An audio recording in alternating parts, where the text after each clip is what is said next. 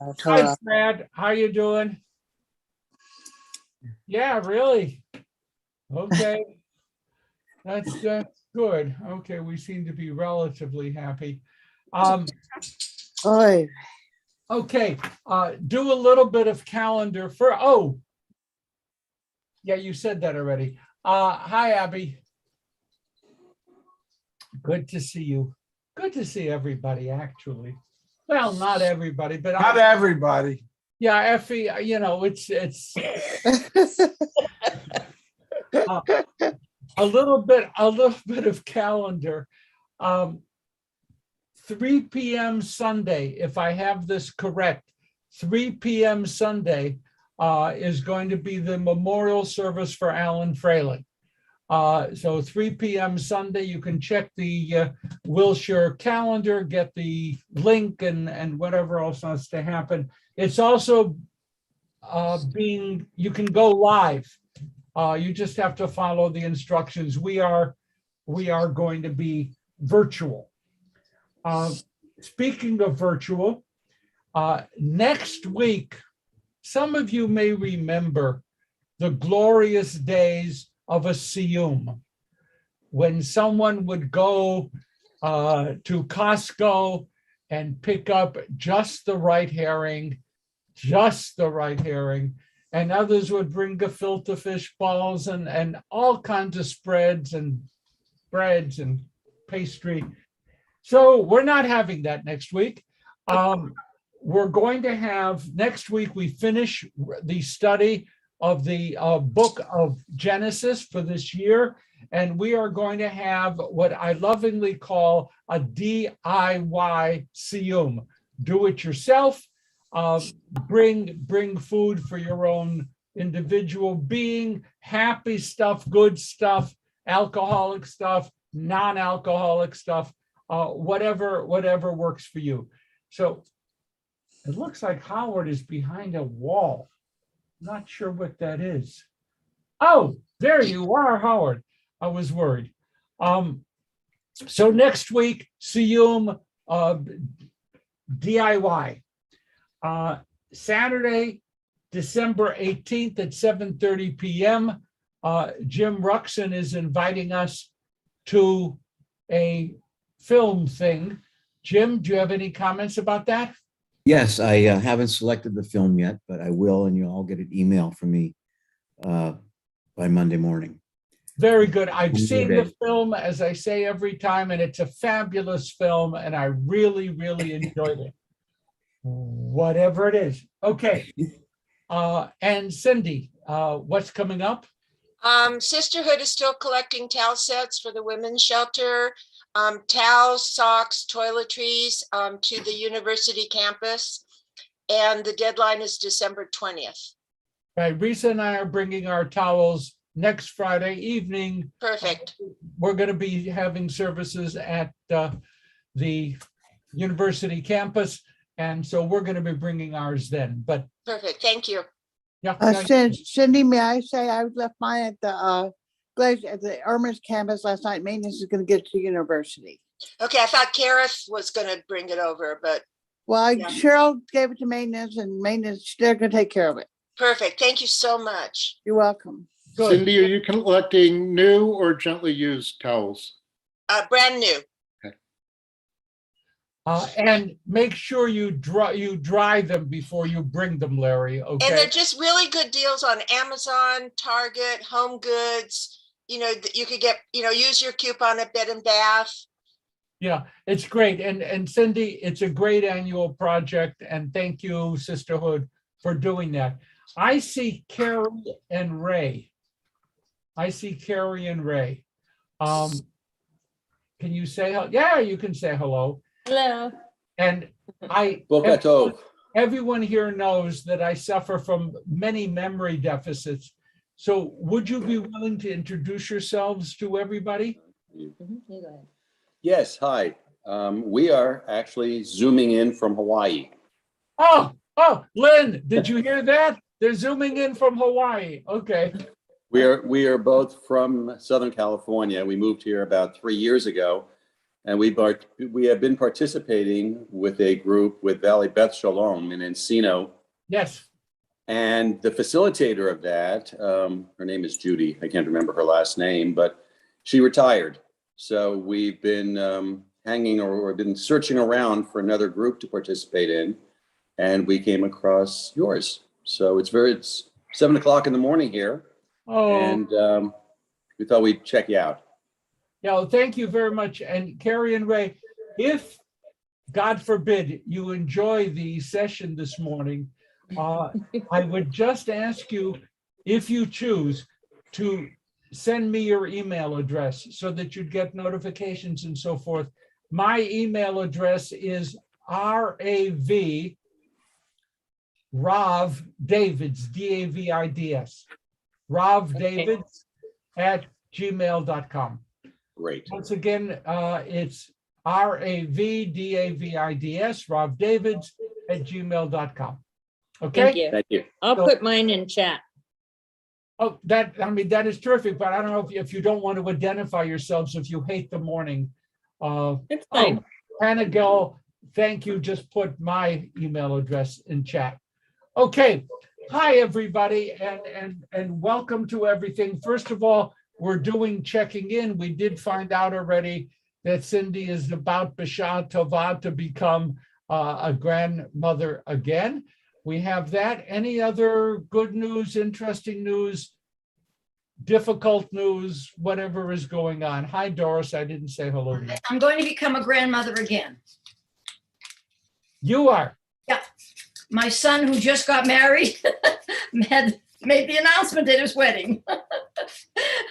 I know. We were all kind of shocked. 100 people heard that story. Oh, that's But not. not until June. We got plenty of time. Yeah. Okay. Anyone else want to have grandchildren this week? Okay. Anyone else? Any other? Well, we don't have grandchildren, but we have a new home. Susan and I relocated out of Mandeville Canyon and down to the flat part of Brentwood, Oh, where are you? right around the corner from Revere Middle School. Oh, okay. Well, we're up on Mandeville. Yeah, we're up on the. Okay. And Larry, on behalf of all of us, when you have the mezuzah setting and invite us, we will all be happy to come. That's good to know. That's great. Enjoy. The Hebrew phrase for that is tit chadesh. Tit chadesh, may you be renewed with good things. Tit chadesh, or the plural tit chadshu. That's excellent. Okay. And do Can you I have put a question out for everybody, a rabbi, just in case? We're looking for a place that we can get the glass that was broken at the wedding, where we can get that put into a crystal block or something. Does anybody know where to do that? You can look in Moment Magazine. Moment Magazine in the back pages has a kind of a commercial thing. And in those commercial things in the back pages of Moment Magazine, they always have ways to take the broken glass, put it into a mezuzah. Doris, Jewish traditional gifts. Where is that? It's a website. Oh, is that one I always get? Okay. Yeah, no, we did it for both my I was looking kids. for a yeah. recommendation for someone who'd used it, but Yeah. so he would. That's For my super. son, we had it made into a vase. Where did you get Jewish traditional gifts? Is that where you did it? And you were happy with it? Very. Okay, thank you. I also saw a mezuzah case that has a surrounding where you can put the glass shards in there. Oh, What is that? I just saw it. Yeah, It'll come to I me. have, I could go show you mine. We did it when we renewed our vows at 25 years. I'll go get it and show you. While we're waiting, because we do want to get into Oh. our study, anything else? These are great, happy events. Okay. We did calendar checking in. We are now, Effie, please take note. Genesis 45, verse 1, Genesis 45, verse 1. 45, verse 1, 288 in the Plout, which is not the version that used at Valley Beth Shalom, but 288 in the Plout, 263 in the Women of Reformed Judaism version, and whatever other versions you have, Genesis 45:1. And Doris, do you Yeah. see this? Oh, And these are the shards here. Boker Tov, Shabbat where are Shalom. the shards? Oh, let me, hold that up again, Cindy, so I can see it. Good I'm to sorry. see you. Who's Sure, it? good. We're getting back together again after Thank you. the extravagances of Thanksgiving and Hanukkah. Now, I posted this week on my Facebook thing, Thursday night, Friday, something that really came home to me in a very strong way as I was beginning to prepare for today. It is the impact of guilt and of shame and how it functions within a family, how it functions within society, how it functions within a community. So we're at 45:1, and you know that we are here at the point where Joseph makes himself known to his brothers, right? And we're trying to figure out, the text is full, but it still lacks material. We're trying to figure out, what were the brothers thinking when Joseph revealed himself? What was Joseph thinking when he revealed himself? What were the Egyptians thinking when Joseph revealed himself? One of the things that is fascinating is the manner in which shame is used not only in biblical criticism and in the Gemara, but shame is also used in contemporary discourse. Is public shaming a way to move people forward toward repentance, tshuva, change? It's a very complicated thing. Some of the rabbis in the Talmud say, shame, you shame a person and you do it in such a way that they will repent. Other rabbis say, if you shame a person, you literally could be guilty of inciting violence. There are those commentators who say, based on 45:1 and following, like in verse 3, I am Joseph, is my father really alive? But his brothers were unable to answer him. They recoiled in fear. Rashi and others suggest that what's going on here is that they attempted to physically assault Joseph. They attempted to physically assault in the anger created in their being shamed. They struck out at Joseph. And others have different points of view. I am open just for a comment or two, because public shaming in the world today is a real thing. People believe that public shaming is a positive, a virtue. I'll take a couple of comments if you'd like to share. What is your position on that? Theoretically, Joseph had no way to escape the fact that by revealing himself, his brothers would be shamed. What do you think about that? What do you think about that in today's world? What do you think about that now? What do you think about it biblically? Any thoughts? Hi, Diane. Okay, Doris. No? Okay, anyone else? Rabbi, I see Donna. Okay, I think that to teach a person a lesson publicly today in today's time, it's a good thing if it leads them to repentance, that they don't slander or lie about someone, to put them in their place and have witnesses, because you can't. Slander is wrong. Rabbi Leader talks about, we don't do that at temple, Wilshire Boulevard Temple. We don't slander. It's not right. But in the sense of Joseph and his brothers, I don't know how to. I'm going to let someone else comment on that. I'm not sure about. Okay, Donna. Well, first of all, I don't see where in the text it says that they attacked him. If anything, it says they drew back from him. They couldn't answer him. They were shocked. Are you questioning Rashi's insights? Yes, I'm Oh, afraid so. Just curious. Okay. I just don't see anything in here that, Why do you Yes, think that's it. they would have put that in there as a possibility? Why do you think the commentators would have kind of went sideways to find that, Donna? well, because I think it's a natural, logical response to being embarrassed in public. And I think the rabbis would also have said this, it's not so much the revealing himself or anything, it's the way he did it in public. If he had done it and said, let's go in the other room and I will shock you there. One of my favorite statements in some of the television shows that deal with the presidency, I want the room. I love it. I'd love to be able to do that and have everyone move out because I said I want the room. Okay. Yeah. Okay. I mean, Okay. the whole idea of shaming somebody in public is, I mean, I think it's made equivalent to murdering somebody. That is correct. Thank you, Donna. Mhm. You know that in the Gemara it says that someone who shames another person brings red to their cheeks, and Shedding blood. that is shedding blood. Mm. Yes. So both attitudes are definitely there.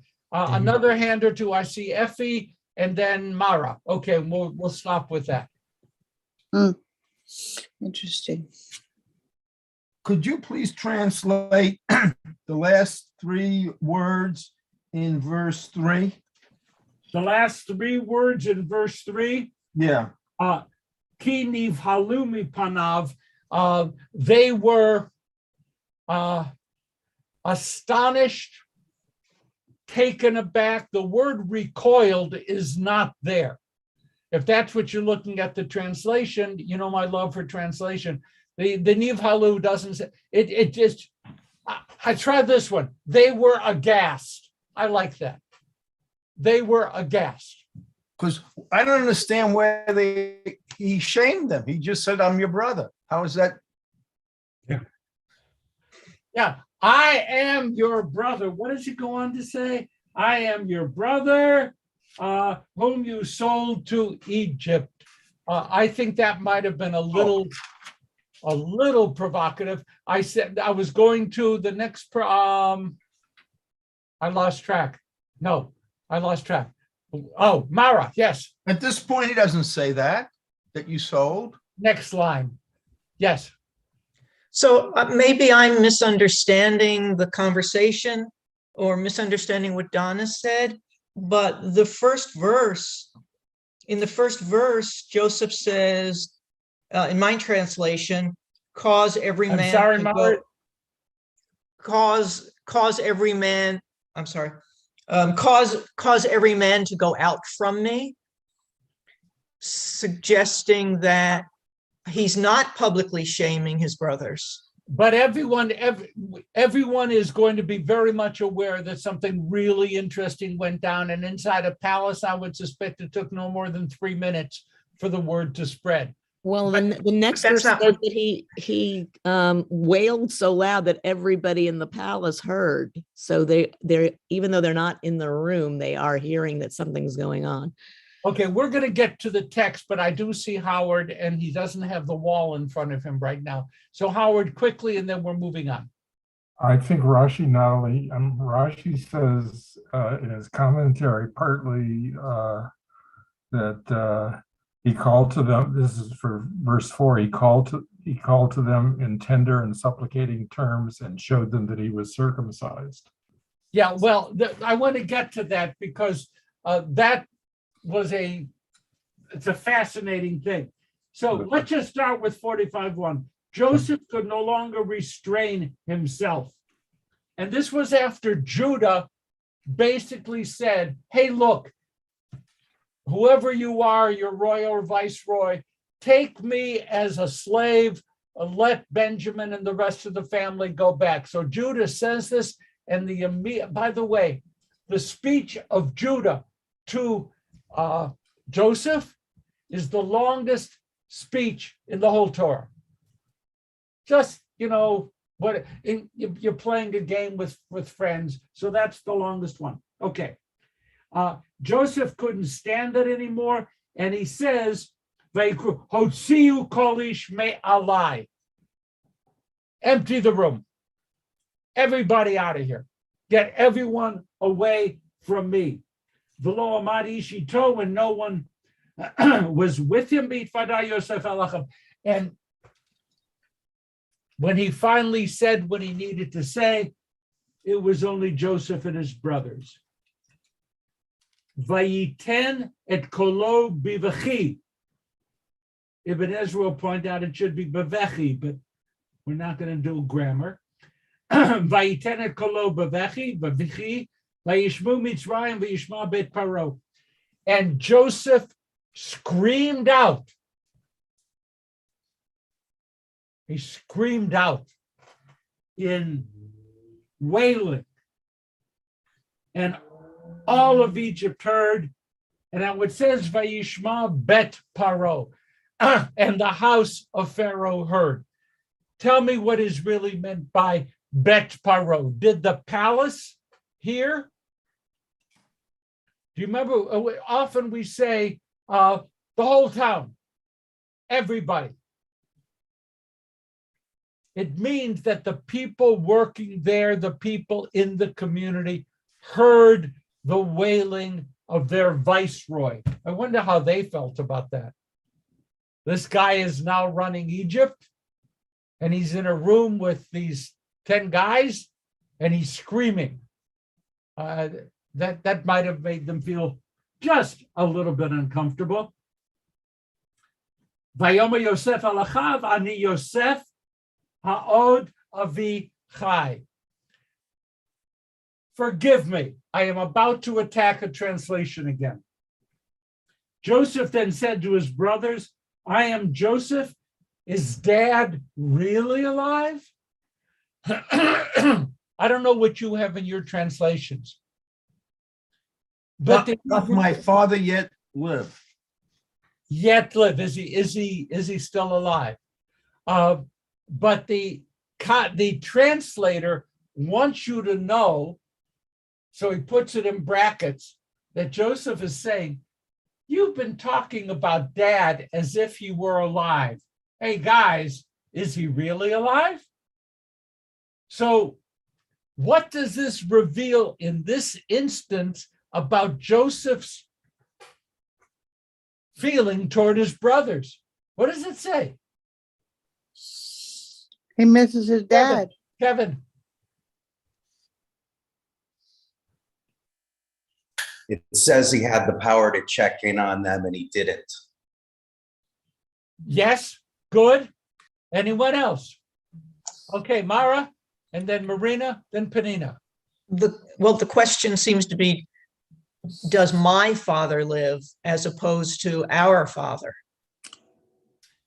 It says, I am Joseph is my father. He doesn't say our father. Correct. And that seems to me almost a disowning of his brothers, or at least a disregard for the feeling of his brothers about the father. Thank you. And this is so easy to skip over if you don't take a moment and look at it. Yes, Marina. Maybe he doesn't believe the brothers. Maybe they've been telling him about their father from the start. Maybe he doesn't believe them that he's alive. Remember how we started off with shame and guilt? So he's looking at his brothers and he's saying, my father is my father, not our father. And the second thing, you said he was alive. You talked about him being alive. Now tell me, is he alive? What does this reflect back to the brothers as to what Joseph was feeling? That they're all liars. You can't be trusted. You can't be trusted. So after all these years, if you look at Joseph in the Technicolor Dreamcoat, everything is happy and everything is glorious and everything is wonderful, except when you read the text, Penina Ken. I think that it goes back to my question, how I felt about him not telling his father they're still alive. Maybe it's a little bit of guilt that he never told him that he's still alive, himself. So to relieve that pressure that made him so sick and so not alive. I'm not saying like dead. I'm saying like not functioning fully like a healthy man. Because it says that Jacob was in a very bad shape because of this whole thing. I think it's also guilt that he never told him that he's alive. The rabbis pick up on this, Penina. They ask, no. Joseph is no longer a prisoner in a dungeon. Joseph is out of the pit. Joseph is second to Pharaoh. Send an email. Right. How much does it cost? Send an email to Canaan. Dad, hard to believe I'm still alive. Let's be in touch. Set up a Zoom call. You know, it's there, but he doesn't. He never did. So the rabbis offer this as an explanation, Penina. By telling Jacob that he was still alive, he would have to reopen with Jacob what the brothers did to Joseph. Yeah, okay. So an unwillingness to embarrass, there it is again, shame the brothers. Now that's what the rabbis offered. For me, it's a powerful question. It's not answered in the text. Mm-hmm. That's what the rabbi, Brad.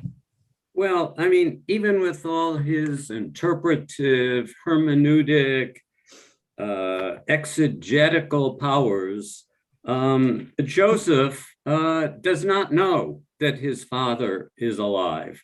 And that's because this is all part of God's plan. And that's why he doesn't reach out to his father earlier. This isn't really a story about Joseph. This is a story about God. In the same way that the Passover story is a story about God. And God makes him aware that his father is alive when God wants him to know that his father is alive. Okay. All right. Powerful. Thank you. Thank you very much. So that is a total shift of focus. That Joseph never regarded himself, at least publicly, as a free agent. I don't do the interpretations, he said to Pharaoh. Interpretations belong to God. I don't do it. And Joseph, when he was younger, didn't quite have that theological perspective, right? Joseph, when he was younger, you know, everyone's going to bow down to me and this and that and that. Joseph, now it's interesting. It's in God's hands. By the way, Brad, that is a great possibility with which the rabbis grapple. If you take your hermeneutical approach seriously,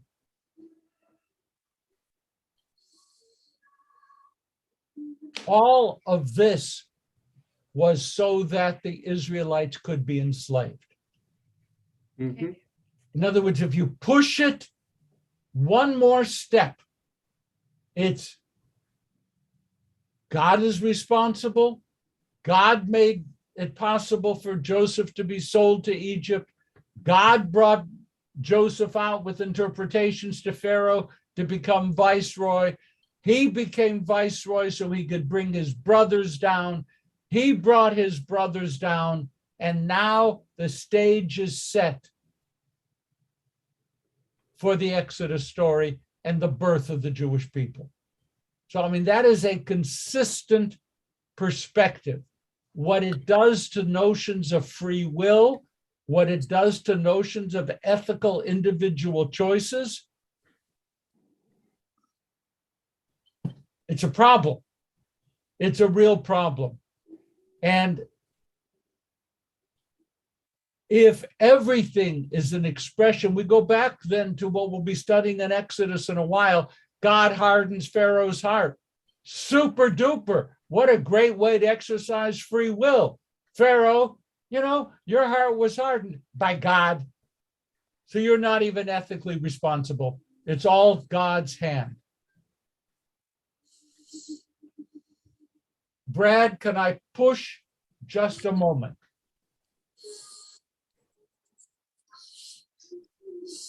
Why did the scribes who wrote this story much later than the time of the story, why did they frame it this way?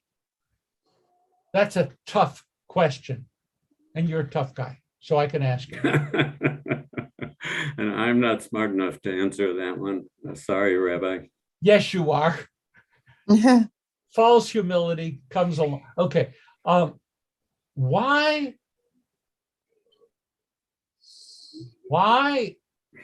did the scribes who wrote this story down maybe 600 years after the event, why did they place all of this story in God's hand? Anyone want to try an offer on this? It's fundamental to our understanding of Bible interpretation. Fundamental. May I try, Rabbi? Yes. Don't. I think, like Brad said, and God bless him, he's really smart. So is Panina, and so are you, a lot more than me. But I think that possibly there's an underlying story to the Torah of God's love for Israel and redemption and his way of redeeming. Even Joseph was falsely accused and put in slavery, but still God raised him up. You know, Potiphar's wife falsely accused, but God raised him up. When you're falsely accused, God had a way of redeeming you, bottom line. And he redeems Israel, because there's many times, and look at what we're going through now. It's like over the love story over and over. And that's what I think. The Torah is a love story of God's redemption. Okay, Panina, can you help us with the question? Okay, I think you mentioned that the last time that we spoke, I think there was an influence here of paganism also. He married a priestess, a high priestess. She was his wife. Yes. The daughter of Potiphar was a high priestess. Yes. And it mentions twice. So I think, yes, God is a very powerful motivator to the whole Torah. But we also have to look at the way he lived and what was the influences of the world around him. And and we mentioned it last time, that maybe if he would have called his father, or I said no, if he would have sent a messenger and let his father know that he's alive, then it will reveal his identity as a Hebrew, which wasn't revealed right away in the beginning. He was sold to slavery. Nobody said he was a Hebrew slave. He was just sold as a slave.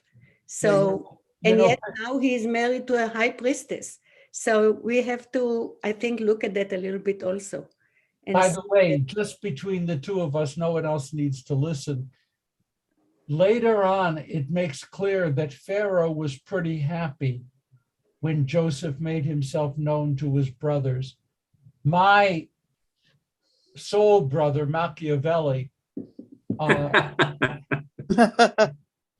would have said, by Joseph revealing himself to be a Hebrew, he put himself aside from being able to make a challenge to Pharaoh's rule, because the Hebrews were despised as a people, not for, the Egyptians wouldn't even sit at a meal with Hebrews, okay? So Pharaoh must have sat back and said, woo, good going, Joseph, publicly outed as a Hebrew. I'm going to give you all the power you want because you will never threaten my throne. And that was kind of a good thing. There's a big issue going on here. Marina, jump in and then we'll try to resolve it. In 41:12, the cupbearer, it was a couple of parshas back, the cupbearer is telling the Pharaoh, a Hebrew youth was there with us, a servant of the chief steward. And when we told him our dreams, he interpreted them for us, telling each of the meaning of his dream. So initially, when Joseph is introduced to the Pharaoh, he's introduced as a Hebrew. It may not have been made public to the whole community of Egyptians, but the Pharaoh certainly knew that he was Hebrew. Pharaoh knew, but now it's like appearing on the front page of the New York Times. Flash. Okay, Brad, and then I want to go to the question. Yes. Okay, I'm going to try to answer your question, Rabbi, thinking about it a little bit more. Just wondering, you know, I don't have my dates right, I'm sure, but thinking ahead towards, say, the Babylonian captivity, when Jews need an explanation for something like that, where the explanation is, well, this is God's plan. So is that what you were sort of... I am pointing in that direction. Pointing to some future event where God's plan becomes the explanation for what is happening at that moment. God will just take it one step further. You nailed it. One step further. This material was put down, let's say, approximately 540, 530, 520 BCE, during the time of the prophets Haggai and Zechariah, during the lead up to eventually what would become Ezra and Nehemiah. Their problem post the return from Babylonian exile, 586, Babylonian exile, the Persians conquer Babylonia, and then Cyrus, Darius are going to permit the Israelites, or the Judeans, to go back to not two countries, Judah, Israel, but one, whatever that district will be called. The scribes wanted to make that return a divine imperative. They wanted all that happens at the end of the book of Genesis, which they edited much later. They wanted that text to show the unity, the strength, and the need of the people to form a single community again. It was the scribes wanted to wipe out that terrible period in which Israel and Judah were constantly at war with each other and restore the unity which eventually will lead to the building of the Second Temple. So they wanted God's imprimatur. God wants this. God wanted Joseph to do this, to come there, to settle, to be enslaved, is all part of God's plan. Why? Because when they leave Egypt, they become not 12 tribes, but one people. And that, I think, is what is going on. We're going to move forward, but Penina, a quick point, and then we'll move forward.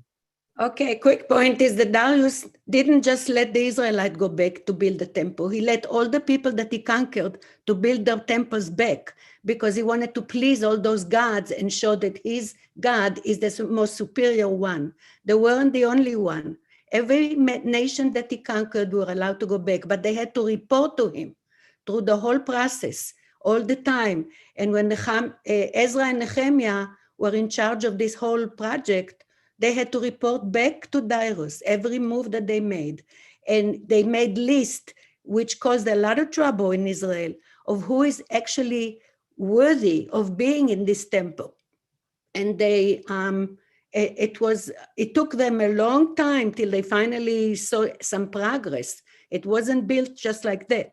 So I think looking back at history, you could still see that the paganism that controlled whatever Darius decided to do was still there. And that influence of foreign powers intervening were there. So we have to look at that also. It wasn't just our temple. Okay, absolutely correct. But forgive me, my narrow focus is on what happened to the Jewish community. It happened to other communities as well, absolutely. And Darius, who is regarded as a friend, was really trying to create an empire of communities loyal to the capital city. And so he did that with the district of Judah, let the Jews do what they were going to do as long as they remain faithful to Persia. And that's great. As far as I'm concerned, whatever the geopolitics, by the way, you are correct. The first rebuilt temple, Temple 2, the first rebuilt temple was not much to look at. And it took, we believe that the so-called Temple 2 is really Temple 5. That was really, it was torn down, built better, torn down, built better, until we finally get to Herod's time, and we have the good place. I saw, Carrie Ray, did you have your hand up? Oh, okay, I saw a hand go there, so I just flashed. Okay, now, this is so good. So the writers are writing a story for a purpose. This is not Stam literature. This is an effort to create a prehistory which could justify what was going to happen in 540, 530, 520 BCE. And we have to understand it that way. When you look at who are the heroes in the Joseph story, think about the tribes they represented and how that was playing out in the time of Ezra, Nehemiah, and so forth and so on. This is really good stuff. Effie, and then we're going to go on. Okay, Carrie and Ray, I just want you to know two things about the rabbi. You should listen to everything he says, except on two subjects he doesn't always speak the truth. He always says he can talk without moving his hands, and as you've seen, he cannot talk without moving his hands. Second of all, God wrote the Bible. We have a little disagreement, Effie and I. He's wrong. But that's just fine. Rabbi, may I ask you about Persia? You mentioned Persia, and the king and the purpose. Because we're moving on, please. Okay, because Queen Esther comes into the picture later, and she saves the Jewish people. So there's a plan here. Talk to Effie. You two should have a conversation. It'll all work out fine. So now in verse 4, Joseph then went on to say to his brothers, "Come, draw near to me." So they drew near, and he said, "I am Joseph, your brother, whom you sold to Egypt." This is where Donna 1,000 years ago had pointed out that Joseph displayed to them that he was circumcised. I think it was, didn't you say that, Donna? Somebody said, oh, Howard, it was you. Okay. Yeah, Howard, Donna, you're on the same line.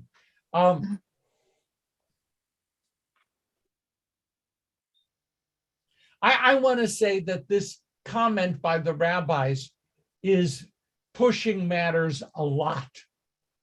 Okay? And the odds of this being an accurate rendering as to why Joseph said draw near, one of the reasons is because the Hebrews weren't the only circumcised people in the era. I'm sorry, Donna. Yeah?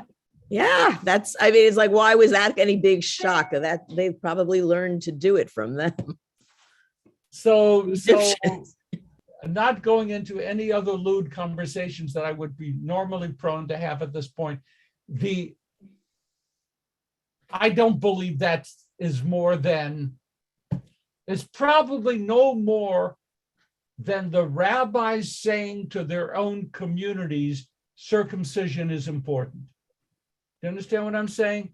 That they made it that Joseph used this as an identifying factor while they were speaking to their people who would question whether circumcision is vital. So the rabbis are always talking in two directions, to their people and then back to the text. Okay.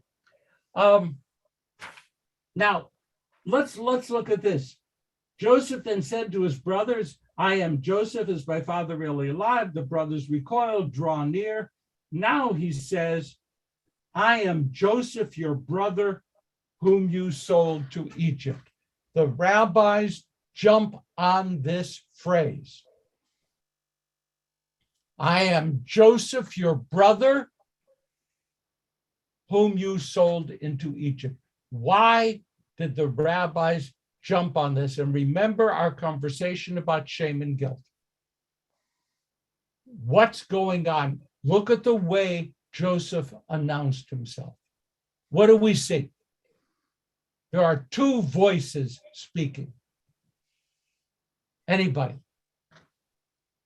I am Joseph, your brother. First and foremost, I am Joseph, your brother. I will not forget that. Semicolon. But you sold me into Egypt. What is Joseph trying to do with shaming and with feelings of guilt? What is he trying to do here? It's a very rich phrase. I am Joseph, your brother, whom you sold to Egypt. What is he doing? What is he doing? Penina. He's giving them the facts, so they're not going to start arguing that he's not Joseph. Or who are you? And how do you know that? He's giving them the facts because he knows the facts. And yeah, you may remember that you sold your brother. I'm the one. We know this. Yeah, yes, saving time, get to the point. There's more here. There is more here. Donna. Seems like it seems like he's giving them a major guilt trip. Like, I'm your brother. How could you do this to me? What is the matter with you? Okay. Okay, Effie. He wants to show them and remind them of the terrible thing they did to him, but he also wants to set up the fact that even though you did this terrible thing, I forgive you and we can live as brothers. I hate to say it, I hate to say it, but that's spot on correct. I like that. Okay. Yes. I am Joseph, your brother. They're in this state of shock, right? Nivhalu. They are really upset. Whoa. I am still Joseph, your brother. But guys, I know you sold me into slavery. What is he trying to help them do? Repent? Not so much. To live with the reality of what they did and be able to move on. Mm-hmm. I'm going to ask a question. You know that public shaming is a big deal.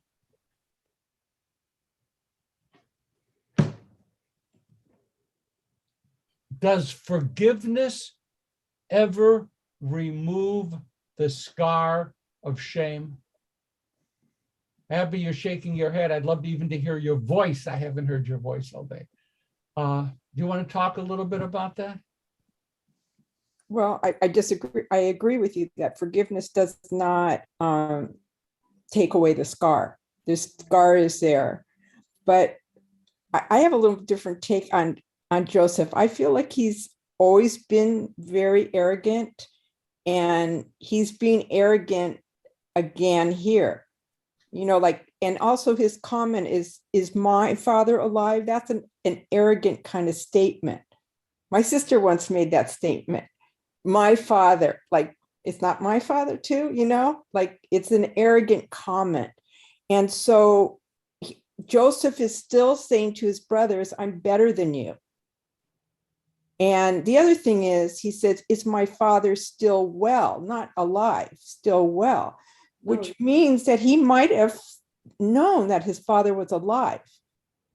The Hebrew doesn't permit that. The Hebrew says alive. Oh, okay. Ha'od avi chai. Okay, well, the translation Is dad still alive? The translator likes well. The Hebrew says alive. Okay. Let me just ask you a question, Abby. I don't want anything personal, and just between the two of us, no one else is listening. How long ago did your sister say, my father? Okay, when my father, yeah, okay, probably 30 years ago. Okay. And yes, and I remember that on his deathbed, saying, my father. Yeah, I was trying to make a subtle point. Right. So that scar doesn't go away. Okay, Larry.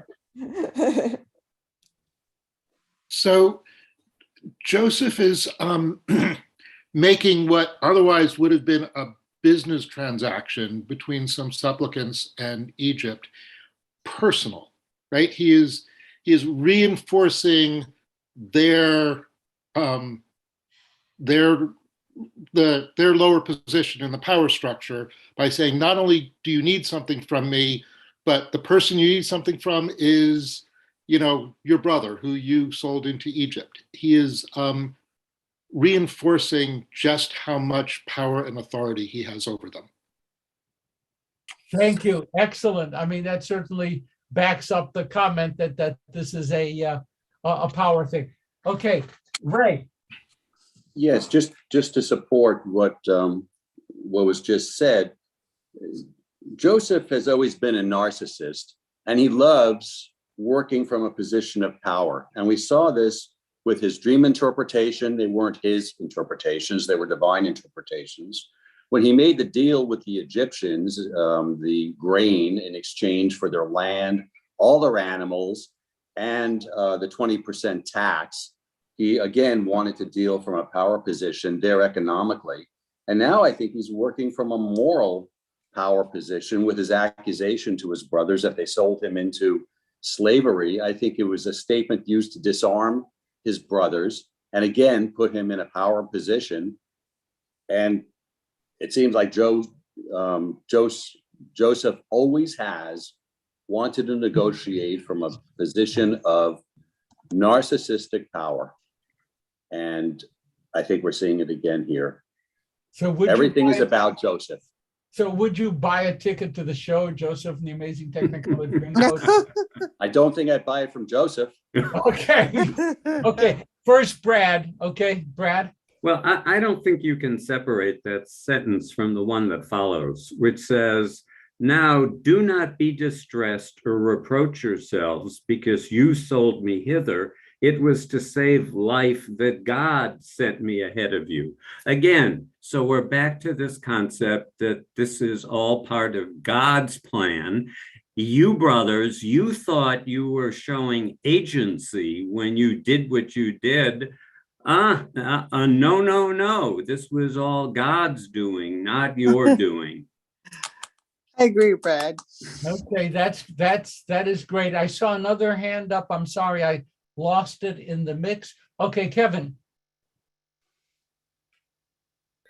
Okay, so the public shaming, I think, came when Joseph said that they stole from him, so they're seen as thieves, as opposed to when, they're by themselves. So the city probably sees them as thieves, sees them as being dishonest, and maybe, I guess after the fact, people want to know, were they really dishonest? And then, no, they found out they weren't dishonest. They just sold Joseph off. But I see it more, the public shaming, when, he pointed them out as thieves. Yeah, some of you know that I have a cat, or a cat has me, actually, to be accurate. And every once in a while, the cat will knock down a flying insect and does not dispatch the flying insect. Toys, knocks it over, chases it. Joseph worked his way like a cat with a mouse or with an insect. he toyed with them to make their fate clear to all around. And I agree with you. I agree with you. Okay, now we're just about at the end, which is awful. The Ve'ata al te'atzvu, don't be sad. Ve'al yichar beinechem, and don't be, what does it say? Don't be chagrined. Isn't that interesting? Yichar beinechem really means don't be mad at yourself. Again, shame and guilt. So don't be sad. Don't be angry with yourselves that you sold me here. And here is what we'll end with. Ki lemichya shalachani Elohim lifnechem. Michya is a word we would know because it's the same root as chayim, chai, lemichya. God sent me through all of this for the purpose of saving lives. You know the Yiddish phrase machaya? A machaya, it's the same root. It's life-sustaining. It's life-sustaining. So,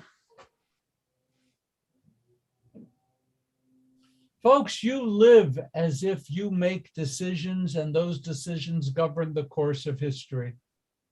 May I assure you, say the commentators, and Effie, may I assure you that you don't have control. Everything is in God's hands, and everything that exists is an expression of God's will. I will tell you, and it's just interesting, that this language didn't really fall under attack in Judaism till the time of Spinoza and ultimately the time of the Enlightenment. So we're talking 17th century and beyond. The language of we don't have agency. God is in control of everything. Spinoza challenged it. Moses Mendelssohn challenged it. The Enlightenment challenged it. And we move on from there. So it's, to me, a fascinating part of how Jews move through 2,000 years of history, believing that everything is an expression of God's will. I thank you very much. I love this. Effie, I'm going to do Kaddish in case you're, is that what your question was? No? What's your question, Effie? Quickly. As you know, my position about the Bible and whatnot, but for the last 3 years, I've been angry as hell at God. And sometimes I don't understand what he does. Yes. And what is the traditional statement? Ani ma'amin be'emunah shlema ve'af al pi sheyitma'meh ani ma'amin. I believe with perfect faith, and even when God delays doing what needs to be done to make me at all comfortable, I still believe. And that's Rambam. That's great. That's great. Thank you all. Love. Great morning. Remember guilt and shame, okay? And how that operates in the world. We're going to do, as is our custom, we're going to do Kaddish. And Carrie and Ray, what happens is that at the end of every class, we read the Kaddish list from the congregation. And there are people, because this is on, it's being broadcast abroad. There are a bunch of people who are saying Kaddish at the end of the class. So that's what we're going to do now. And thank you for joining us. I hope Hawaii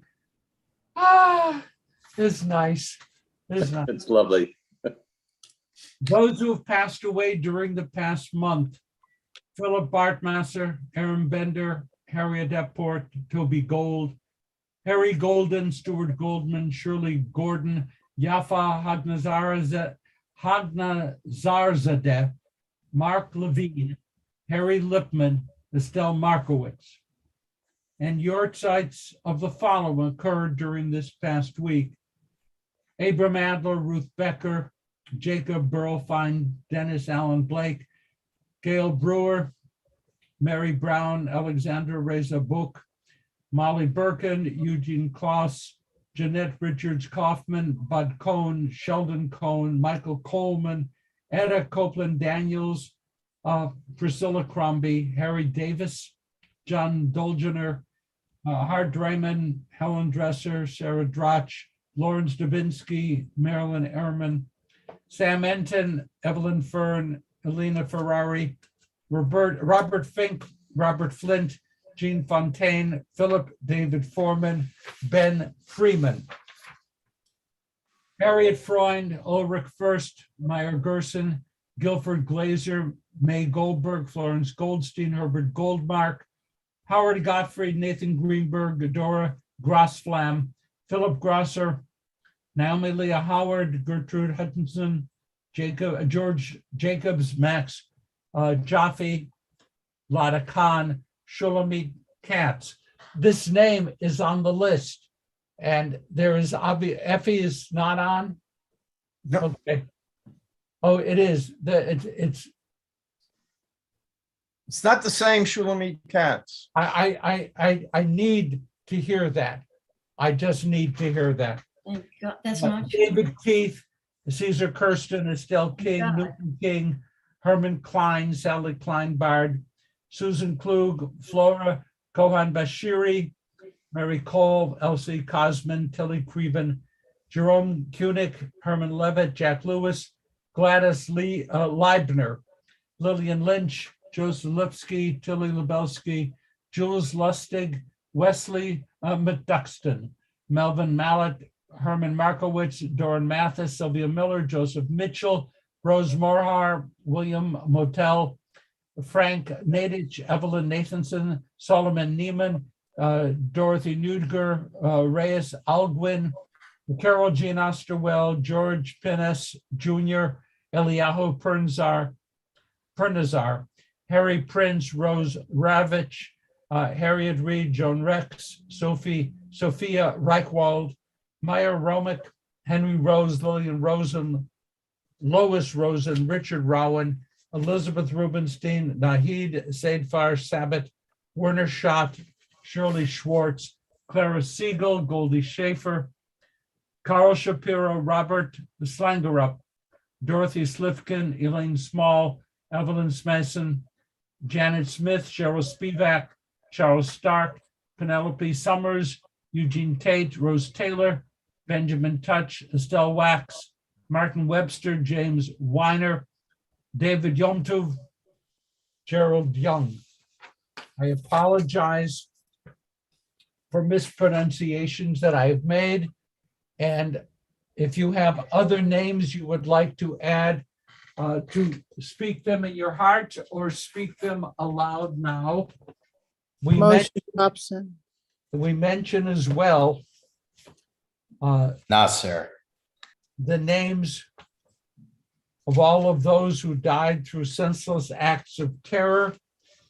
And we name those who died in defense of the state of Israel and the United States of America, saying together, Yitkadal, Yitkadash, Rabbah, Yama, Pirute, Yamlich Malkute, V'chayechon uv'yomechon, V'chayedechon Israel, Ba'agala Bizman Kartiv, V'imru Amen. Amen.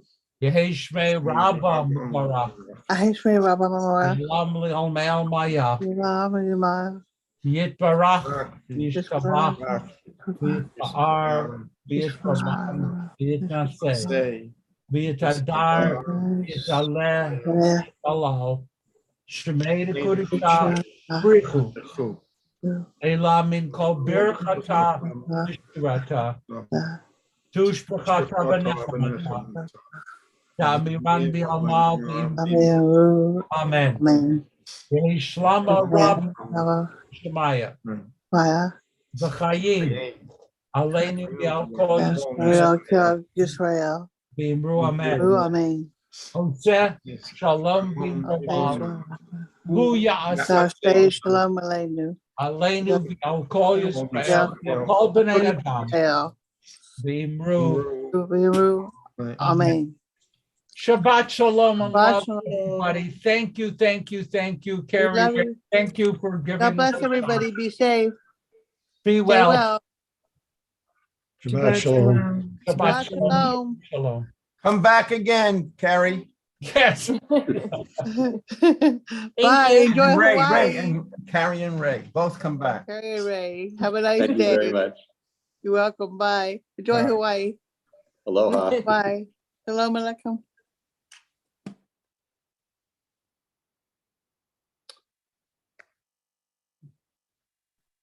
Nice being so welcome. Yes, as we will. We regularly are. Yes. Stars from the islands. Everyone like from Hawaii. Let's go down to the ocean. We have a little bit of time. You guys are still on, you know. Uh-oh. Bye. We're going to the ocean. Okay.